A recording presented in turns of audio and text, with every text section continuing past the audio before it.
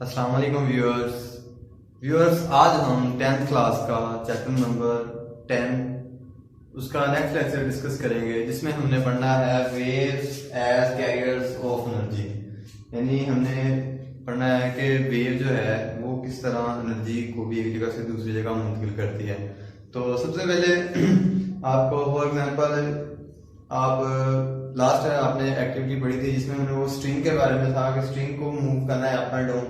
उसका जो एक सिरा है वो उसके साथ अटैच है किसी सपोर्ट के साथ, और दूसरा सिरा जो है हमारे हाथ में है। जैसा कि आपको ये शो हो रहा है इमेज, तो ये देखें उसका जो एक सिरा है वो बंधा हुआ है और जो दूसरा वो हाथ में है। तो आप सपोज कर लें कि आपने खुद एक रस्सी पकड़ी हुई है जिसका एक सिरा जो है वो बंधा हुआ है, दूसरा अपने हाथ में पकड़ा हुआ है। तो आपने उसको ऐसे अप एंड डाउन मूव करवाना है। तो आप देखेंगे उसमें ऐसे ऐसे लेयर्स पैदा होंगी, जो उसकी वेव है वो आप नजर आएगी आपको ऐसे ऐसे वेव जो प्रोड्यूस हो रही है। तो इसी तरह वो एनर्जी कैसे ट्रांसफर करती है। तो जब आप वेव को यानी कि आपने जो वेव देखी है वो किधर से आई है, सबसे पहले आपने अपने बाजू को अप एंड डाउन मूव किया है। तो जब आप अपने बाजू को अप एंड डाउन मूव करते हैं तो आप मस्कुलर एनर्जी देते हैं, प्रोवाइड करते हैं, ठीक है।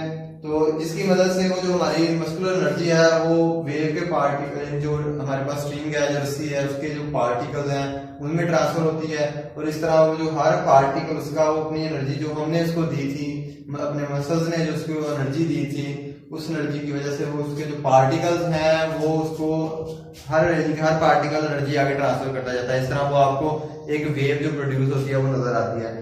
यानी कि आपको ये चीज क्लियर होनी चाहिए कि हमने उसको एनर्जी दी थी, हमारे मसल्स की वजह से वो एनर्जी उसको मिली है, उसकी वजह से वो वेव ट्रांसफर कर रहा है उसको। तो इस तरह उसमें वेव प्रोड्यूस हो रही है। तो जो वेव है वो एक एनर्जी को एक जगह से दूसरी जगह मुंतकिल कर रही है। तो उसके बाद एक और एग्जांपल है, तो आप देख सकते हैं कि अगर आप सपोज करें कि आपने जो रस्सी पकड़ी हुई है, या एक्सपेरिमेंट कर लें, तो आप देखेंगे कि अगर वो उसका फासला ज्यादा होगा, यानी कि रस्सी की जो लंबाई है वो ज्यादा होगी, तो वो उसमें जो वेव्स है वो ऊंची प्रोड्यूस होगी, यानी कि उसका जो एम्पलीट्यूड है वो ज्यादा होगा। यानी कि इस पे ये डिपेंड करता है कि हमारे जो पोजीशन है, जिधर से हम रस्सी पकड़ी हुई है, जिधर से वो उसके साथ किसी सपोर्ट के साथ अटैच है, फिक्स हुई है, उसके दरमियान फासला कितना है। इसी तरह हमारे पास ये है कि अगर फासला ज्यादा होगा तो उसमें जो एम्पलीट्यूड है वो भी ज्यादा होगा।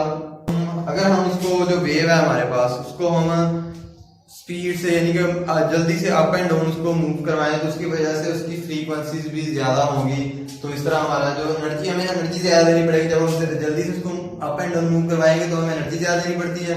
इस वजह से वो जो उसके में वेव प्रोड्यूस हो रही है उसकी फ्रीक्वेंसी भी ज्यादा होती है।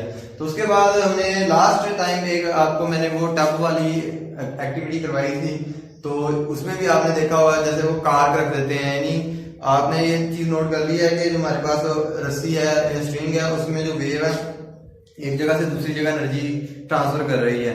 तो इसी तरह हमारे पास जो पानी है वो भी एक जगह से दूसरी जगह एनर्जी ट्रांसफर करता है। जैसा कि आपने लास्ट लेक्चर में देखा था, वो जो टब है उसमें वो पेंसिल को अप एंड डाउन मूव करते हैं तो कार पड़ा होता है, तो वो उधर से वेव जो प्रोड्यूस होती है वो कार के नीचे से गुजरती हैं, तो car up and down move करता है। तो इसी तरह हमारे पास जो एक्टिविटीज टॉपिक में दी हुई है वो उसमें एक तालाब है, ठीक है, पानी का कोई तालाब है। अगर हम उससे पत्थर फेंके, ठीक है, जब पत्थर फेंकेंगे तो उसमें भी आप उसी तरह वेव प्रोड्यूस होंगी। आपने एक्सपेरिमेंट किया होगा, डेली लाइफ में आप ऐसे यूज करते हैं तो आपको नजर आता है उधर वेव पैदा होती है। जैसा कि आपको ये इमेज शो हो रही है, तो इस इमेज में आप देख सकते हैं कि वो जो दरमियान है जिधर ड्रॉप एक शो हो रहा है उधर एक हमने पत्थर फेंका है, ठीक है। तो जो पत्थर फेंका है तो इसमें लेयर्स प्रोड्यूस हो गई हैं। जो लेयर्स है वो आपको दिख रही हैं, तो उसके साथ थोड़े से फासले पे कार पड़ा हुआ है, ठीक है।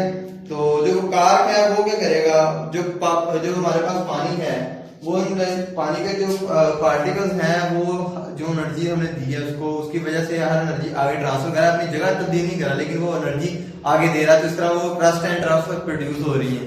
तो जो कार पड़ा हुआ है, जैसा कि आपको ये दोबारा शो करता हूँ इमेज, इसमें आप देख रहे हैं, तो जो कार पड़ा हुआ है वो भी अप एंड डाउन मूव करेगा लेकिन अपनी जगह से नहीं, यानी कि उसका डिस्प्लेसमेंट जीरो ही होगा। वो अपनी जगह पर ही, जिस जगह पर हमने जिस पोजीशन पे उसको रख दिया है वो उसी जगह पर अप एंड डाउन मूव कर रहा है। तो इस तरह ये بھی ایک ایگزامپل ہے جیسا کہ ہمیں اس کو یہ پروو کر رہا ہے کہ جو ویو ہے وہ بھی انرجی یعنی جو ہم نے اس کو انرجی دی تھی اس کی وجہ سے اس نے کار کو اپ اینڈ ڈاؤن موو کروا دیا یعنی وہ انرجی ٹرانسفر ہو رہی ہے لیکن جو پانی کے پارٹیکلز ہیں یا ہم نے جو کار رکھا ہوا تھا وہ اپنی جگہ پر ہی گیا یعنی کہ ان کا جو ڈسپلیسمنٹ ہے وہ زیرو ہے. تو جی آج کے لیے اتنا ہی تھا. انشاءاللہ نیکسٹ لیکچر میں ہم جو ویو لینتھ ہے فریکوینسی ہے اور اس کے ساتھ ٹائم ہے اس کا ریلیشن شپ کے بارے میں ڈسکس کریں گے. اوکے بچوں, اللہ حافظ.